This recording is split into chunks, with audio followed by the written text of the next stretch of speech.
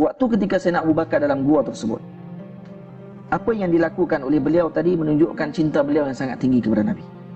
Dan waktu ketika mana musyrikin datang ke dalam bumi, ke depan pintu Gua Sur, mereka datang dan melihat adanya 2 ekor burung merpati, adanya sarang laba-laba, dan kemudian ditumbuhkan sebatang pokok di depan pintu gua. Dan waktu ketika itu Sayyidina Abu Bakar bimbang. Itulah kata Allah Ta'ala kepada Nabi SAW, kata Nabi kepada beliau, la tahzan innallaha ma'ana. La tahzan innallaha ma'ana. Jangan kamu bimbang, jangan kamu sedih wahai Abu Bakar, wahai sahabatku, karena Allah bersama dengan kita.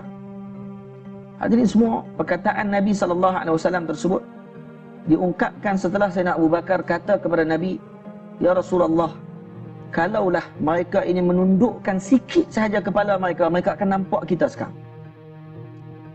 Tunduk sikit saja, mereka akan nampak.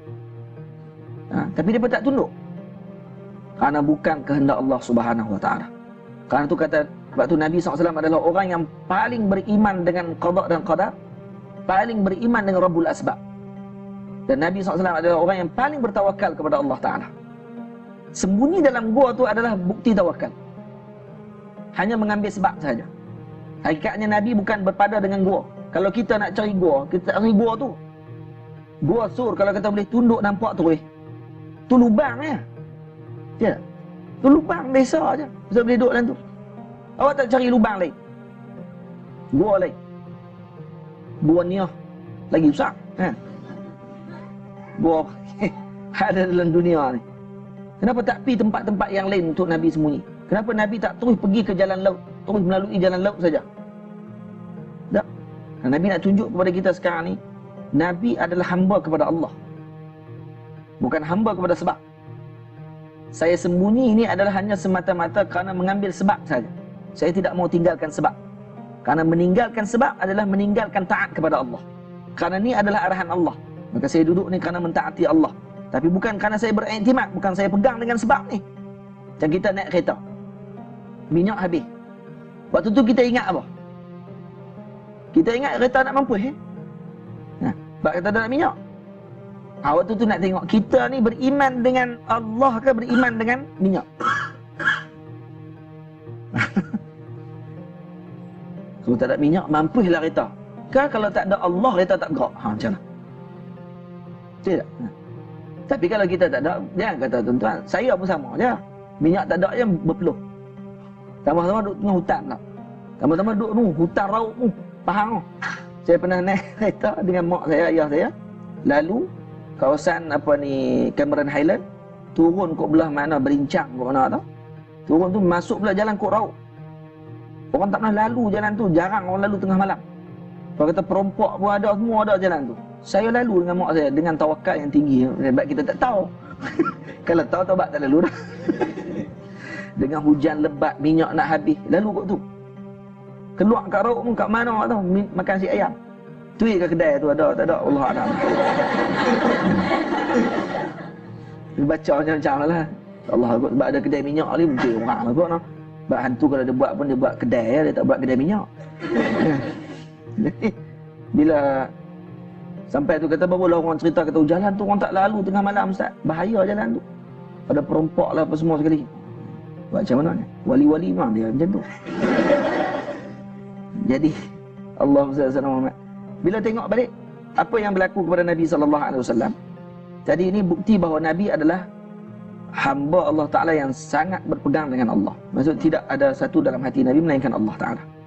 Dan waktu ketika Sayyidina Abu Bakar bimbang, Nabi kata, la tahzan innallaha ma'ana. Dan kalaulah orang musyrikin tunduk nampak Nabi, diceritakan kata Abu Jahal pada waktu tersebut, dia pun datang juga. Dia pun hadir sekali sampai ke depan gua. Bukti kata dia ni ditutup penglihatan dia daripada melihat Nabi SAW, sehingga dia boleh kencing depan gua pada waktu tersebut. Dia selak kain dia kencing. Abu Jahal ni walaupun dia bodoh, tapi taklah sampai tak malu. Tapi waktu ni nak bagi tahu kata dia sampai tak tahu kata Nabi dalam tu, maka dia pun selak kain dia waktu tu kencing depan tersebut, kerana dia tak tahu. Kerana kalau dia tahu Nabi ada dalam tu, dia tak akan kencing depan Nabi. Dia pun malu juga. Abu Jahal, jangan ingat kata ni orang yang bodoh, yang bengong, kemudian yang tak handsome, perut boroi, jalan mengengkang, hitam, ada pendek, hunchback pula. Jangan. Abu Jahal ni tingginya hampir 3 meter. Badannya tegak, kulitnya putih kemerah-merahan, jambangnya tersusun rapi. Min ajmalil Arab, antara Arab yang sangat cantik. Min ajmalil Arab. Dan ketua Arab, di kalangan ketua-ketua Arab, Quraisy. Orang Quraisy ni terkenal orang yang smart-smart, handsome. Dan dia orang yang handsome. Tapi sebabkan tolak dengan Nabi, habis handsome hang tu tak ada guna apa. Sebabkan tolak Rasulullah, habis, selesai.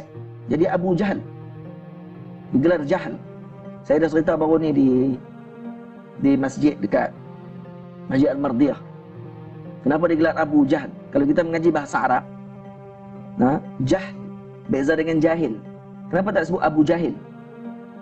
Kalau jahil isim fa'il, jahil isim fa'il. Isim fa'il beza dengan sifah musyabbahah. Sifah musyabbahah jahl, adl. Adl sifah musyabbahah. Jadi kalau kata apa beza dia? Isim fa'il, antara tugas isim fa'il dalam bahasa Arab, sifat dia yatajaddad. Dia boleh diperbaharui. Boleh jadi kadang ada, kemungkinan tak ada. Ada, mungkin tak ada. Sebab tu kalau kita kata hadza rajul jahil, ini lelaki ni jahil. Jadi kalau dia mengaji, akan hilang jahil tersebut, dia akan jadi alim pada waktu tersebut. Tapi kalau sebut hadza rajulun jahl, ini beza.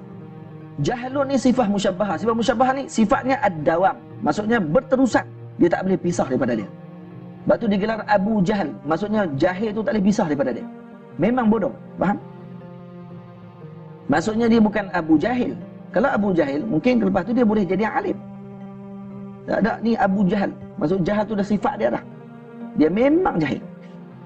Betul dia nak buat apa? Ajak pilah macam mana pun. Turun Jibril pun dia akan tenang Jibril. Sebelum dia tenang, Jibril tenang dia dululah. Maksudnya dia akan tolak Sayyidina Jibril alaihissalam. Maksudnya dia takkan terima. Nampak tak? Kerana jahilnya dia. Ini Abu Jahal. Lepas tu dia sampai sanggup nak bunuh Nabi SAW. Jadi waktu ketika mana perkara tersebut berlaku, apa kata Rasulullah? Apa kata Sayyidina Abu Bakar? Sayyidina Abu Bakar kata, ya Rasulullah. Bila Nabi kata, kenapa kamu sedih wahai Abu Bakar? Maka kata Sayyidina Abu Bakar as-Siddiq, ya Rasulullah, idza qutiltu fa ana rajulun wahid. Rasulullah, kalaulah saya dibunuh ya Rasulullah, saya seorang sahaja lelaki yang dibunuh. Maksudnya kalau saya dibunuh sekarang, saya hanya seorang yang dibunuh. Wa idza qutilta anta ya Rasulullah fa anta ummah. Ataupun dalam riwayat lain, fa idza qutilta anta halakatil ummah. Kalau dibunuh kamu ya Rasulullah, akan hancur umat ini. Kalau dibunuh kamu ya Rasulullah, akan mati umat ini. Kalau saya dibunuh ya Rasulullah, saya seorang saja yang akan mati. Tapi kalau kamu dibunuh Rasulullah, akan mati umat. Maksudnya Sayyidina Abu Bakar As-Siddiq bukan bimbang tentang diri dia. Dia bimbang tentang Nabi SAW. Allah. Kalau kita waktu tu ada 2 orang. Orang nak bunuh. Lepas tu orang bagi pilihan. Kita nak selamat mana? Kita guna kaedah tu waktu tu. Kaedah fiqh kata tu jangan selamatkan diri. Jangan kita biarkan diri kita terbunuh. Tapi dalam bab Nabi SAW tidak ada. Sayyidina Qubayb radhiyallahu ta'ala anhu ketika mana ditahan oleh musyrikin Makkah, dibawa di Tanaim untuk dibunuh, dia disalai di atas api, disalai sehingga terpadam api yang di bawah tu kerana jatuh lemak-lemak beliau yang menutupi api tersebut. Disalai. Kita tak pernah lagi kena salai. Salai ayam kita makan betul? Ada. Ni badan dia disalai. Selepas habis tersebut dilakukan sedemikian, maka musyrikin Makkah kata kepada Sayyidina Qubayb, apa kata kamu kalau kamu balik ke Madinah, kamu ambil Muhammad, ganti tempat kamu sekarang? Macam mana? Kami lepaskan kamu, kamu ambil Muhammad datang ke sini. Maka kata Sayyidina Qubayb radhiyallahu ta'ala anhu, kalaulah digantikan dengan ibu dan ayahku, aku sanggup gantikan ibu dan ayahku. Kalaulah aku mengetahui ada jalan yang akan dilalui oleh Nabi SAW, yang di jalan tersebut ada duri yang sedang menghalang jalan tersebut, dan aku tahu Nabi akan lalu jalan itu, aku akan lalu dulu jalan tersebut dan aku akan pijak duri itu terlebih dahulu sebelum Nabi melalui jalan tersebut. So, biar aku yang kena sebelum Nabi SAW kena. Maka kata Abu Jahal pada waktu tersebut, saya tidak pernah melihat seorang yang paling mengasihi sahabatnya melainkan sahabatnya Muhammad mengasihi Muhammad sallallahu alaihi wasallam.